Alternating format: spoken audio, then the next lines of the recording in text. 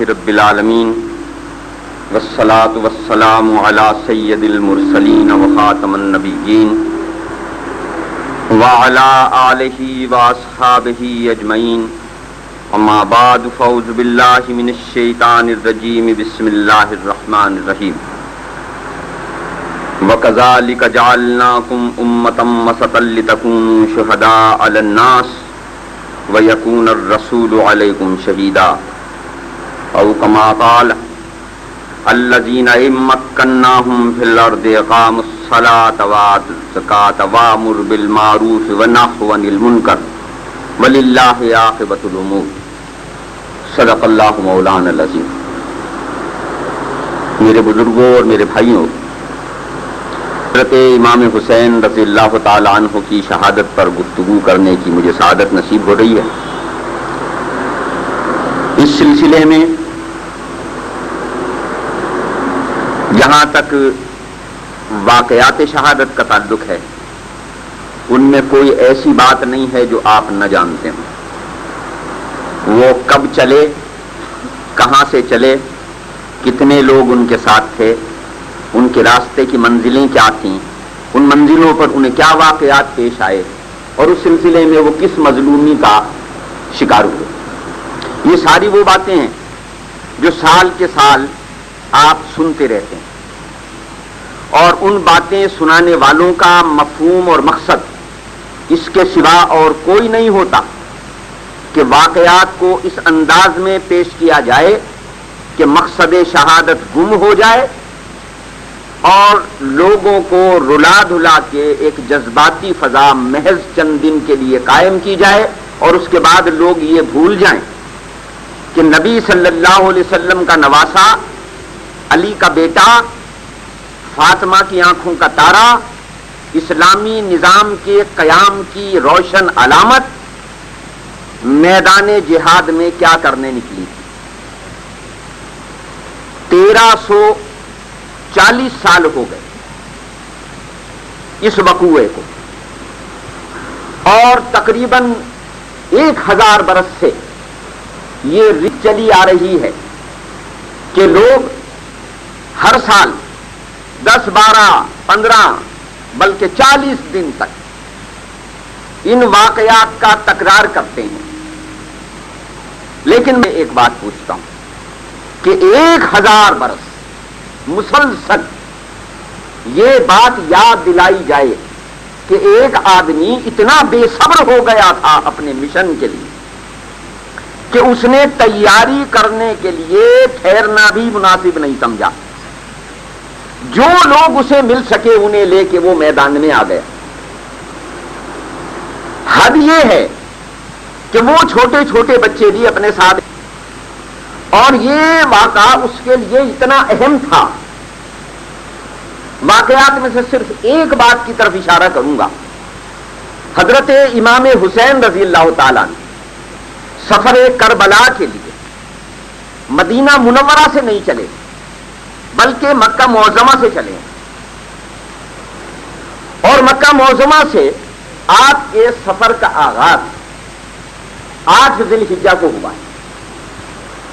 منگل کا دن تھا، 8 ذی الحجہ تھی، اور آپ سارے مسلمان بیٹھے ہیں، آپ جانتے ہیں کہ 8 ذی الحجہ تو وہ تاریخ ہے جب لوگ مکے سے احرام باندھ کے منا جاتے ہیں اور 24 گھنٹے باقی ہوتے ہیں حج ہونے میں، کیونکہ 9 تاریخ کو مقام عرفات میں ظہر سے لے کے مغرب تک قیام کا نام حج ہے۔ یہ حج کا وہ اہم ترین رکن ہے کہ اگر یہ رہ جائے تو پھر سب کچھ کرنے کے باوجود حج نہیں ہوتا۔ نہ طواف کعبہ سے حج ہوتا ہے، نہ رمی جمار سے حج ہوتا ہے، نہ سعی سے حج ہوتا ہے، نہ قربانی سے حج ہوتا ہے۔ وہ باقی سب چیزیں بعد کی ہیں۔ سب سے اہم ترین بات یہ ہے کہ عرفات کے میدان میں ایک آدمی ظہر کے وقت پہنچ جائے اور مغرب تک وہاں قیام کرے، چاہے اس دوران قبل غروب آفتاب مجھ سے 5 ہی منٹ مل جائیں قیام کے لیے، اس کا حج ہو جائے گا۔ لیکن اگر وہ عرفات کے میدان میں نہیں ٹھہرا تو پھر اس کا حج نہیں ہے۔ یعنی یہ بات میں نے آپ کے سامنے اس لیے ہے کہ حضرت امام حسین رضی اللہ تعالیٰ عنہ کا یہ سفر ان کی نگاہ میں کتنا اہم تھا کہ وہ اگر ایک دن مزید ٹھہرتے تو حج کر کے 9 کو وقوف عرفات کے بعد 10 اور 11 کو رمی کر کے پھر چلتے تو ان کا حج ہو جاتا. لیکن کیونکہ وہ حج فرض کر چکے تھے اور دنیا کی کوئی عبادت جہاد فی سبیل اللہ کے برابر نہیں ہے. 1000 برس کی نفلیں، 1000 برس کے نفلی اعمال مجاہد فی سبیل اللہ کے ایک لمحے کی عبادت کے برابر بھی نہیں بنتے. اللہ کے راستے میں جہاد اتنا اہم ہے. ایک نقطہ تو میں آپ کے سوچنے کے لیے یہ رکھتا ہوں. دوسرا نقطہ میں آپ سے یہ عرض کرتا ہوں کہ اللہ تعالیٰ نے اہل ایمان کی یہ ذمہ داری لگائی ہے کہ جب وہ اللہ کے دین کو قائم کرنے کے لیے یا اس میں کسی ہونے والی تبدیلی کو روکنے کے لیے اٹھیں تو ان کی ذمہ داری تیاری کی تو ہے، لیکن اس تیاری کے سلسلے میں کسی تاخیر کی نہیں ہے.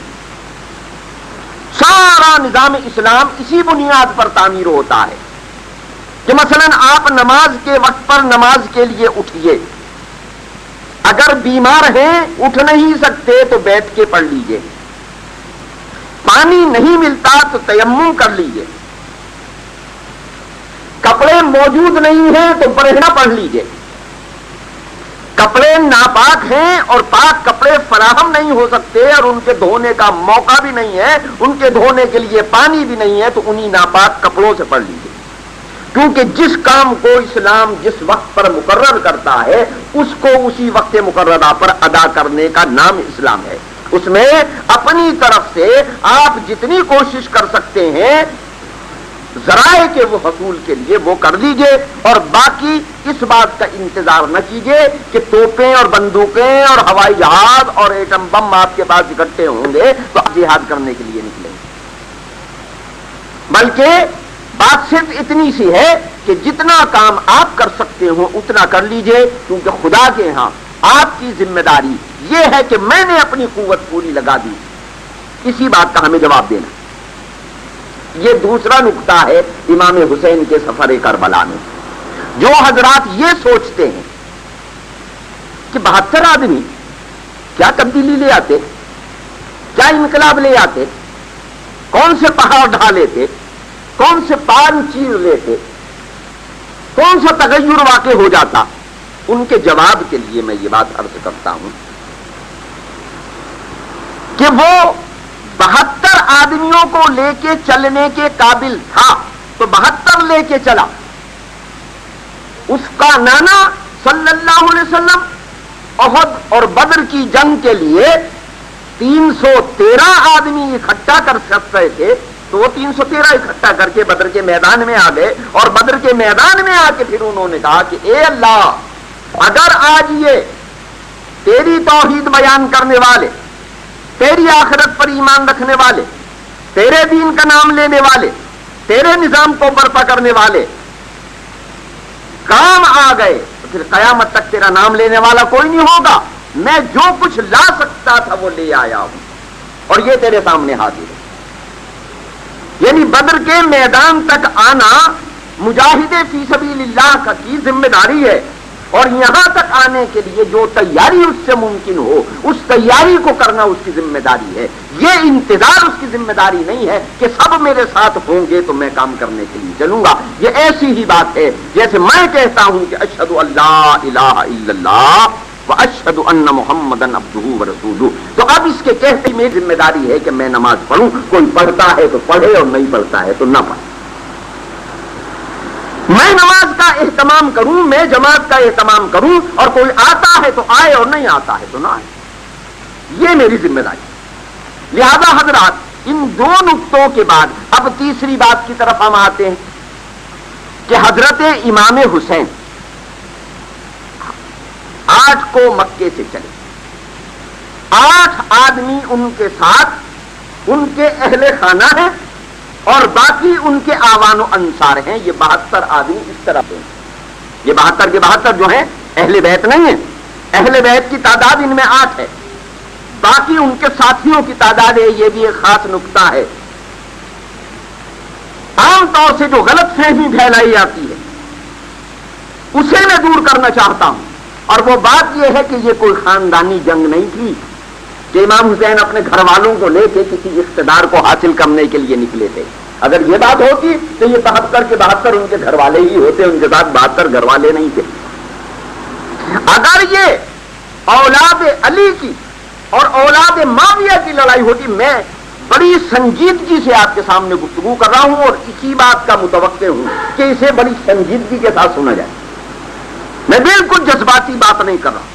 میں تو صرف 2 باتیں کروں گا کہ وہ نظام حکومت کیا ہے جسے اسلام برپا کرتا ہے اور جس میں تبدیلی آ رہی تھی اور جس تبدیلی کو روکنے کے لیے امام حسین رضی اللہ تعالیٰ عنہ نے قربانی دی.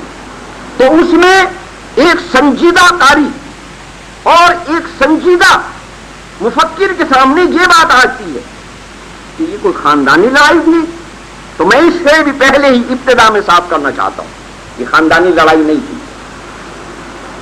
اگر خاندانی لڑائی ہوتی تو یہ 72 افراد حسین کے خاندان کے ہوتے رضی اللہ تعالیٰ عنہ.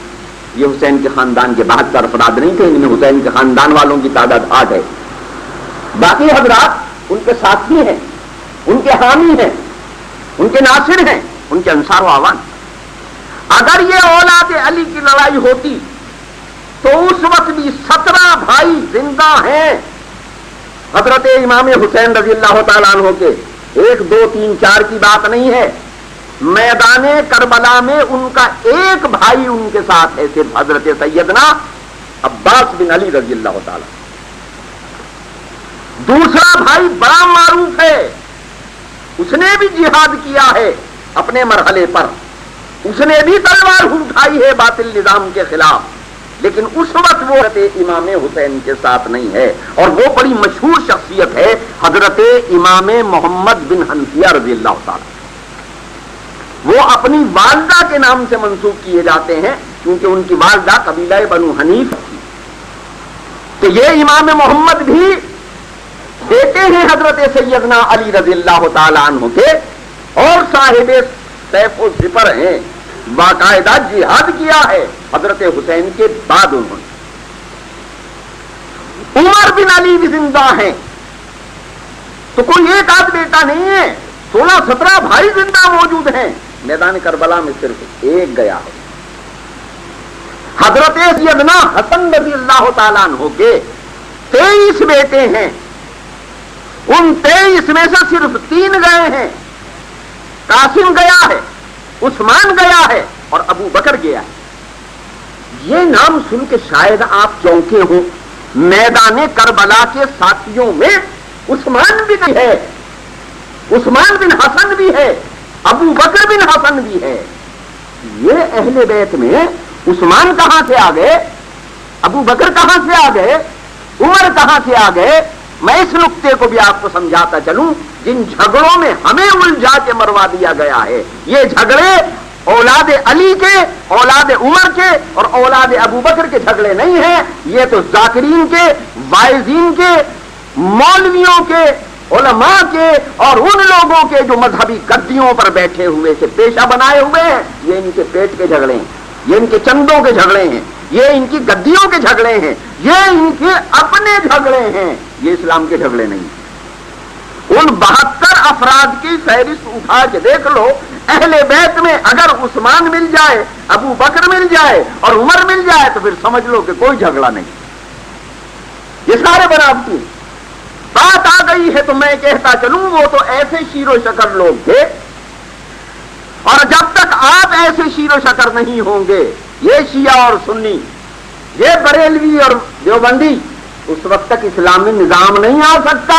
اگر کوئی شخص یہ سمجھتا ہو کہ محض شیعہ وہ انقلاب لے آئیں گے تو وہ احمقوں کی جنت میں رہتا ہے. اور اسی طرح اگر کوئی یہ سمجھتا ہے کہ اسلامی انقلاب کسی دیوبندی مکتبہ فکر کے انقلاب کا نام ہے تو وہ بھی اپنی جگہ احمقوں کی جنت میں رہتا ہے.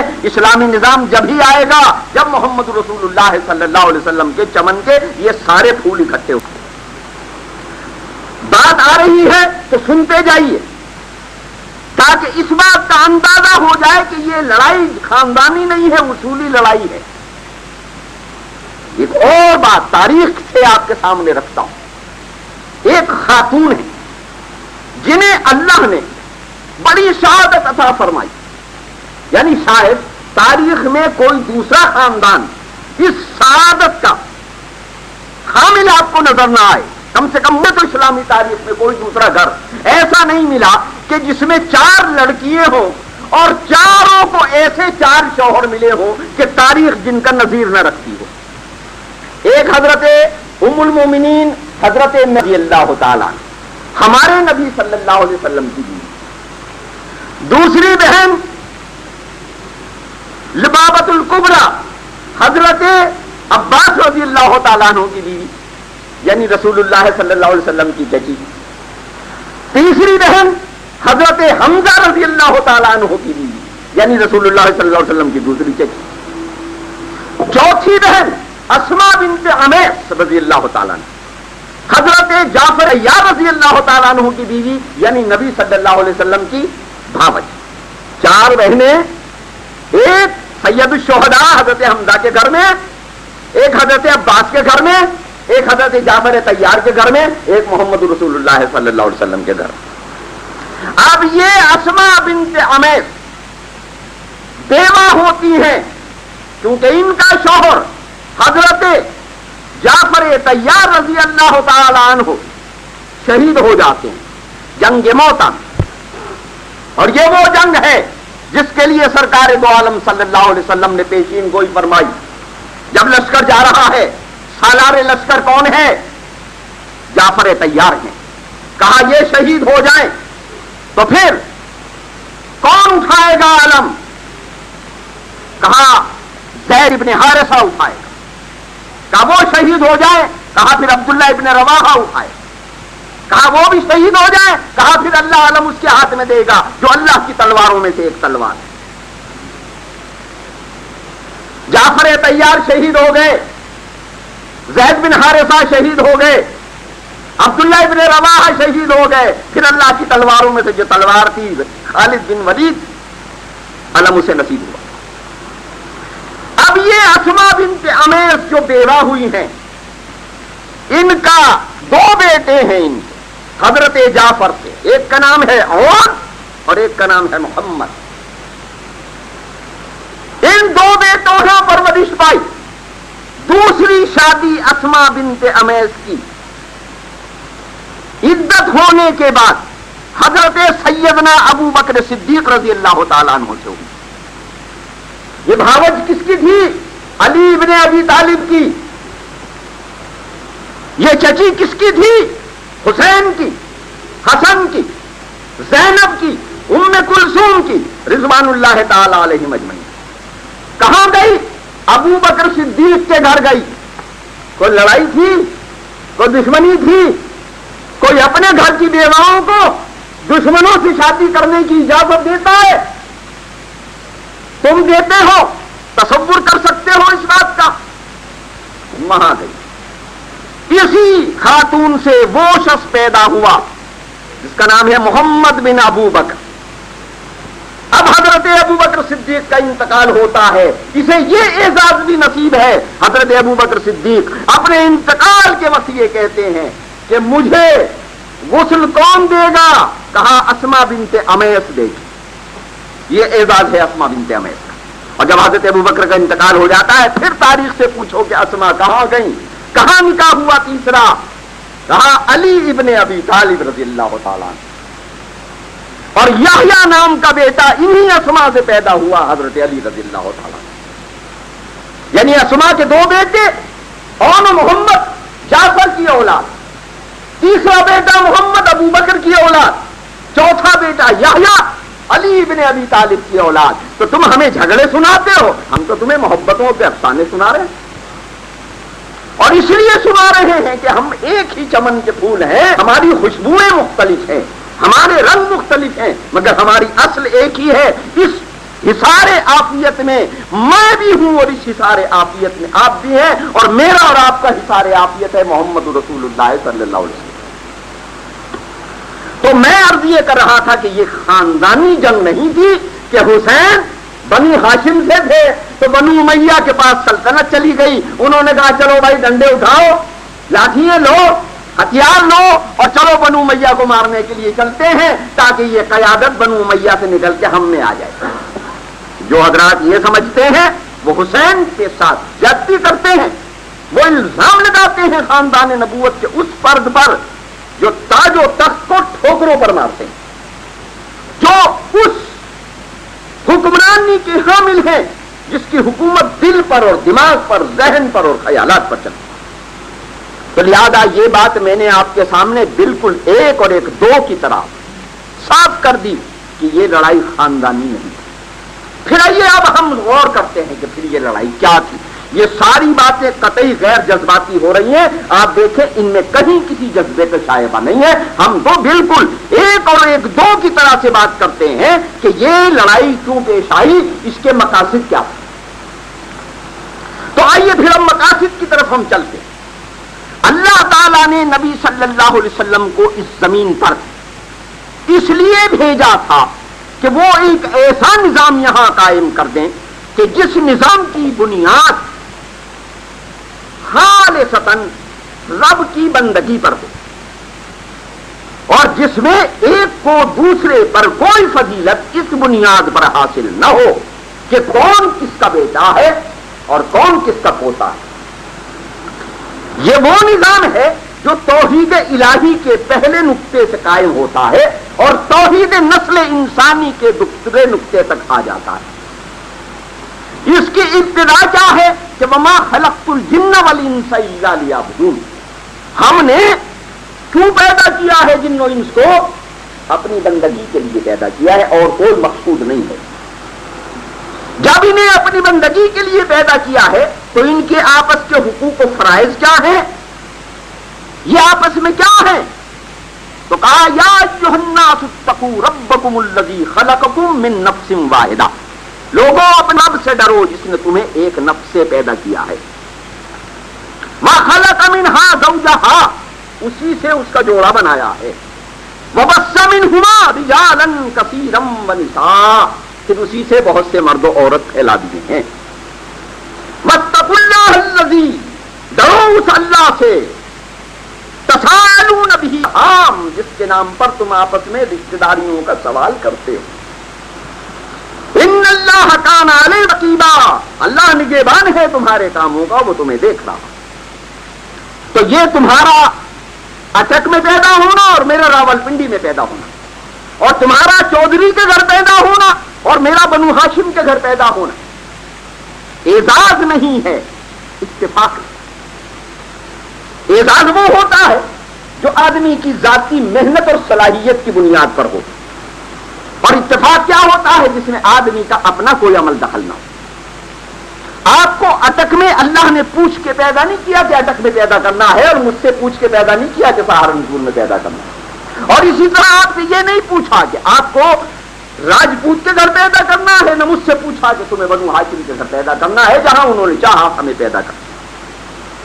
تو لہذا بڑائی کی بنیاد کیا ہوگی تو وہ بھی بتا دی گئی۔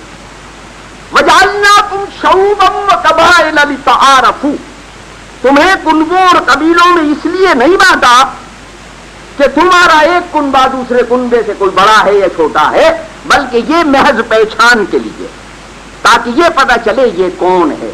جیسے آپ نام پہچان کے لیے رکھتے ہیں، ایک نام کے دو آدمی ہو تو اس کے ساتھ کوئی عرفیت رکھتے ہیں، مثلا ایک نام کے کئی آدمی ہوں تو آپ ان میں سے کسی کے باپ کے نام منسوب کر دیں، کسی کو محلے کے نام منسوب کر دیں، کسی کو اس کے رنگ کے نام منسوب کر دیں۔ مثلا ایک حسن ہو تو آپ کہیں یہ حسن ہے، اور اسی محلے میں دوسرا حسن رہتا ہو تو آپ کہیں یہ حسن الاسود ہے، وہ حسن جس کا رنگ ذرا کالا ہے۔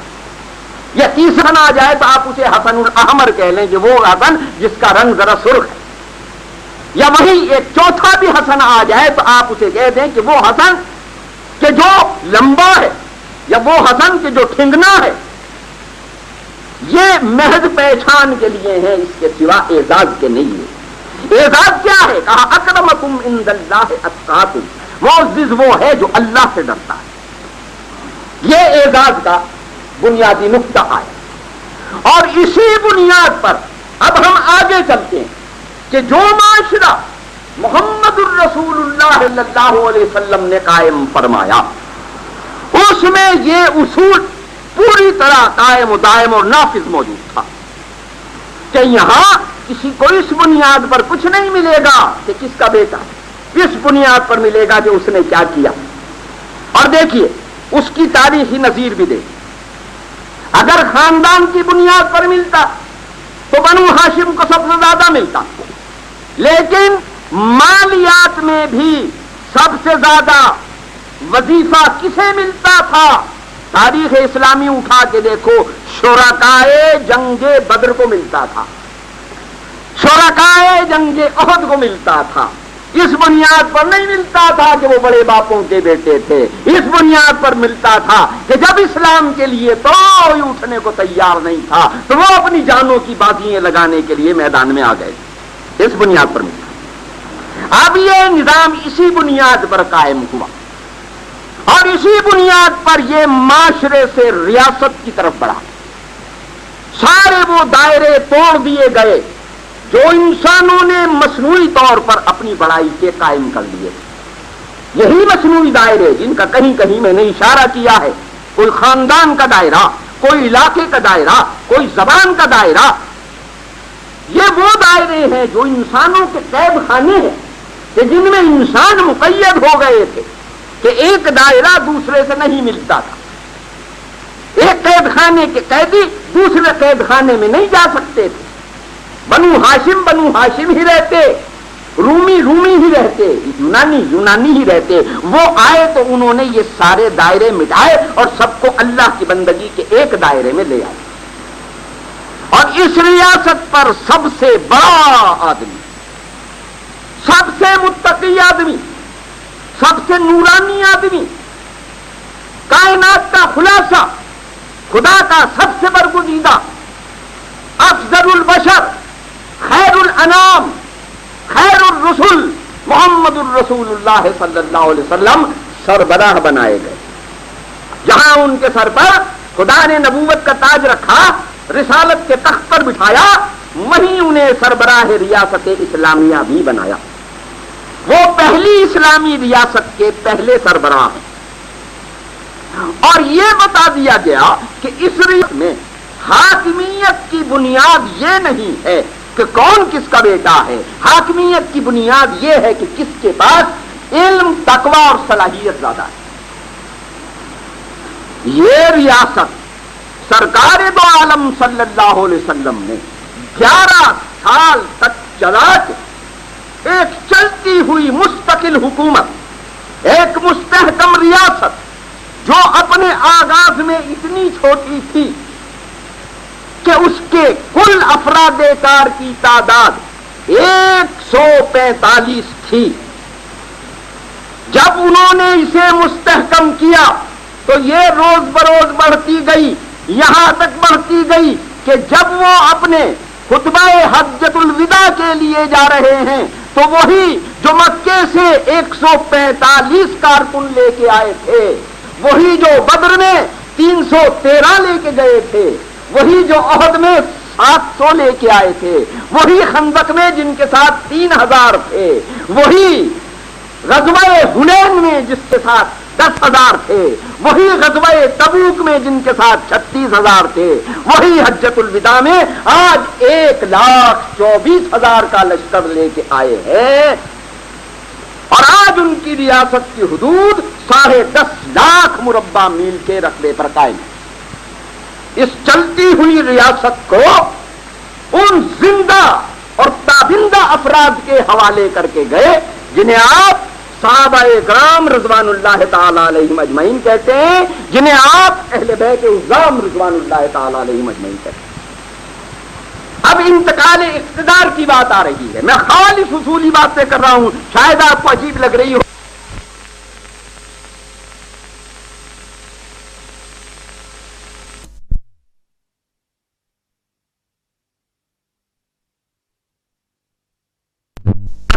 اس فن سے میں پوری طرح آشنا ہوں، الفاظ کی بازی گری کے سارے کرتب مجھے آتے ہیں، لیکن یہ میرے غلام ہے کہ اس نے مجھے ان خرافات کی طرف نہیں ڈالا بلکہ اس اصولی دعوت کی طرف رکھا ہے جو انبیاء کی دعوت ہے، جو محمد رسول اللہ صلی اللہ علیہ وسلم کی دعوت ہے، جو صحابہ اکرام کی دعوت ہے، جو اہل بیت اسلام کی دعوت ہے، جو میرے باپ دادا کی دعوت ہے، جو میرے بزرگوں کی دعوت ہے، میرے اساتذہ کی دعوت۔ تو جناب یہ ریاست جسے 11 سال انہوں نے مستحکم کیا،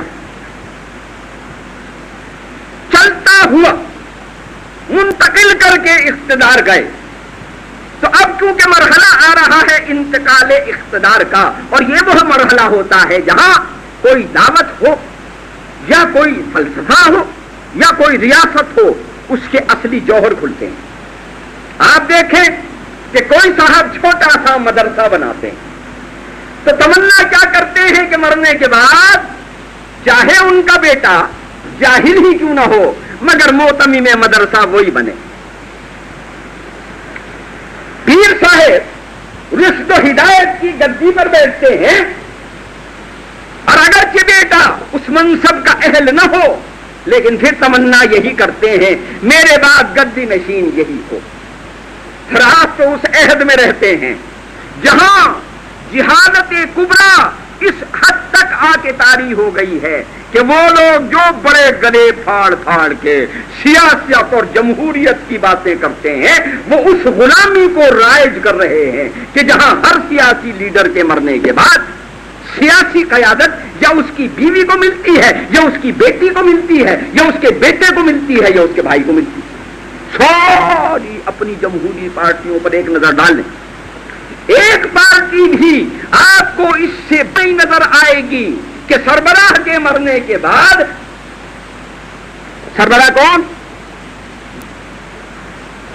وہ بیمار ہو گئی تو بیٹی، مجھے نام نہ لینے دیں، اصولی بات میں کر رہا ہوں، ایک سیاسی جماعت بتائیں جس میں یہ نہ ہو، چاہے وہ مذہبی ہو، دینی ہو، پیری کی ہو یا سیاسی۔ میں دیکھو مفتی محمود صاحب کا انتقال ہوا تو فضل الرحمان، مولانا احمد علی صاحب لاہوری رحمت اللہ علیہ کا انتقال ہوا تو عبید اللہ انور رحمت اللہ علیہ، ان کا انتقال ہوا تو مولانا اجمل، بھٹو صاحب کا انتقال ہوا تو نصرت، وہ بیمار ہوئی تو بے نظیر۔ یعنی یہ ان کی بات ہے جو اس عہد میں کہتے ہیں ہم جمہوریت لائیں گے۔ تو بات یہ ہے کہ اسلام کا نظام اس دوغلے کی بات نہیں کرتا، وہ تو کہتا ہے اکرمکم عند اللہ اتقاکم، یہ متقین ہی کی طرف جائے گی۔ یہ ریاست اسلامیہ، اس میں گدیاں بیٹوں میں نہیں بٹتی، خاندانوں میں نہیں بٹتی، اس میں تو اصولاً ان کی طرف جاتی ہیں جن میں دو باتیں ہوں کہ وہ صاحب اور صاحب صالحیت ہیں۔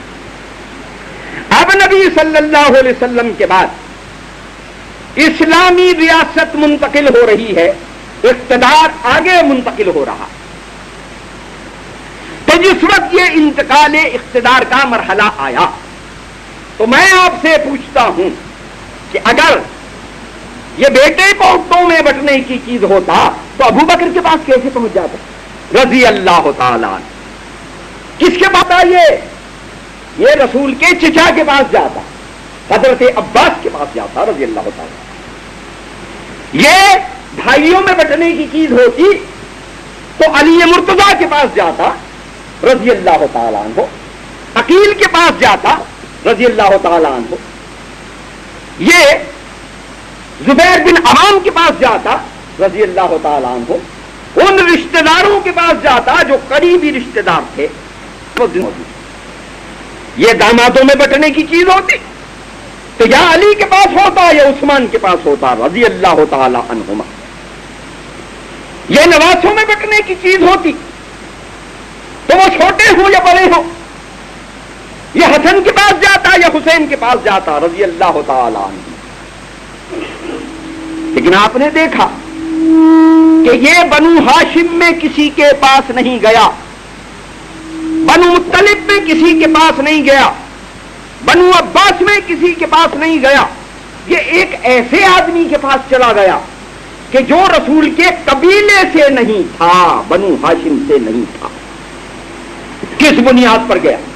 وہی دو اصولی بنیادیں، ایک صالحیت ایک صلاحیت، کہ جو قوم میں سب سے صالح آدمی ہو اور کام کو چلانے کی سب سے زیادہ صلاحیت رکھتا ہو، ہمارا اقتدار اس کی طرف جائے گا۔ اسی بنیاد پر یہ علی کے پاس نہیں گیا، عمر کے پاس نہیں گیا، عثمان کے پاس نہیں گیا، یہ گیا تو ابو بکر صدیق رضی اللہ تعالی عنہ کے پاس گئے، اور انہوں نے اپنے 2.25 سال کے کام سے تاریخ عالم کو یہ بتا دیا کہ امت مسلمہ جس کی تربیت محمد الرسول اللہ صلی اللہ علیہ وسلم نے کی تھی، انہوں نے مشترکہ طور پر جو فیصلہ کیا تھا وہ فیصلہ بالکل برحق تھا اور صحیح فیصلہ تھا، اس لیے کہ وہ 10.5 لاکھ مربع میل کی ریاست سکڑی نہیں ہے، پھیل گئی، وہ اب رومت الکبریٰ کی سرحدوں پر دستک دے رہی ہے، وہ ایران کی طرف بڑھ رہی ہے، وہ شام کی طرف بڑھ رہی ہے، اور وہ سربراہ جس نے 2.25 سال اسے چلایا وہ کیسا مخلص ہے کہ جب ایمان لایا تھا تو 80,000 اشرفیوں کا مالک تھا، 2.25 سال حکمرانی کر کے اپنے بستر مرگ پر لیٹا ہے تو کیا صورتحال ہے؟ جس دن ایمان لایا تھا 80,000 اشرفیاں تھیں، 13 سال میں ساری خرچ ہو گئیں، جب رسول کے ساتھ ہجرت کی تو 7,500 رہ گئی تھیں، اور اب 11 اور 2 13 سال کے بعد پھر وہ اب مر رہا ہے، اپنے بستر مرگ پر ہے۔ بیٹی سے کہتا ہے رسول کو کتنے کپڑوں میں کفن دیا تھا؟ حضرت عائشہ کہتی ہے 3 کپڑوں۔ کہا بسم اللہ 2 کپڑے میں نے پہن رکھے ہیں اور ایک یہ چادر سامنے پڑی ہے، بیٹی سے دھو کے ساتھ ملا لینا، ہمارا کفن ہو گیا، ختم۔ یہ سربراہ کہہ رہا ہے ریاست اسلامیہ کا پہلا سربراہ، رسول کا پہلا خلیفہ، اللہ کی زمین پر اللہ کی پسندیدہ حکومت کا پہلا غیر نبی حکمران۔ عبد الرحمن روکی کہتے ہیں ابا ہم تمہیں کفن بھی نہیں دے سکتے۔ کہا بیٹے نیا کفن نئے کپڑے تو زندوں کے لیے ہوتے ہیں، مردوں کے لیے بس اتنی ضرورت ہے کہ تھوڑی دیر کو خون اور پیپ روک لے، اور کیا ضرورت ہے اس کفن کی؟ یہ اخلاص ہے اس کا، یہ مال اس نے اس قوم سے لیا ہے۔ یہاں ایک بات عرض کر دوں، جو یہ کہے کہ خلافت پر اس نے قبضہ کر لیا تھا، وہ بتائے تو صحیح نہیں اس خلافت نے اسے دیا کیا ہے؟ اس کے 2.25 سال میں جو تنخواہ دی تھی اس قوم نے اسے، وہ تو مرتے ہوئے یہ کہہ گیا میرا یہ مکان بیچ کے بیٹی وہ ساری تنخواہ مجموعی واپس کر دینا اس قوم کو۔ اور جب وہ سارا تنخواہ میں ساز و سامان کے عمر کے پاس آئی ہے تو رو کے کہتے ہیں آپ نے تو پیچھے آنے والوں کا راستہ ہی بند کر دیا۔ اب آگے بڑھتی ہے ریاست اسی صلاحیت کی بنیاد پر۔ اگر یہ بیٹے بوتوں میں تقسیم ہونے والی چیز ہوتی تو یہ عبد الرحمن کے پاس جاتی یا عبداللہ بن ابو بکر کے پاس جاتی۔ اگر یہ دامادوں میں تقسیم ہونے والی ہوتی تو یہ حضرت اسما کے شوہر کے پاس جاتی۔ ماں نہیں گئی، کس کے پاس آئی؟ اس آدمی کے پاس جو ابو بکر کے خاندان کا نہیں تھا، بنو عدی سے تھا، حضرت عمر رضی اللہ تعالی۔ پھر وہی اخلاص، پھر باصلاحیت اور صالح آدمی کی طرف اسلامی ریاست کی منتقلی اور حکومت کی منتقلی۔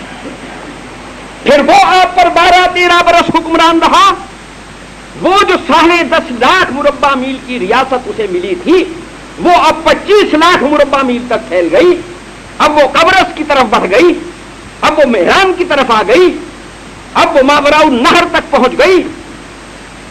یہ ساری حدود اس کی بڑھتی بڑھتی 1/4 دنیا پر پھیل گئی۔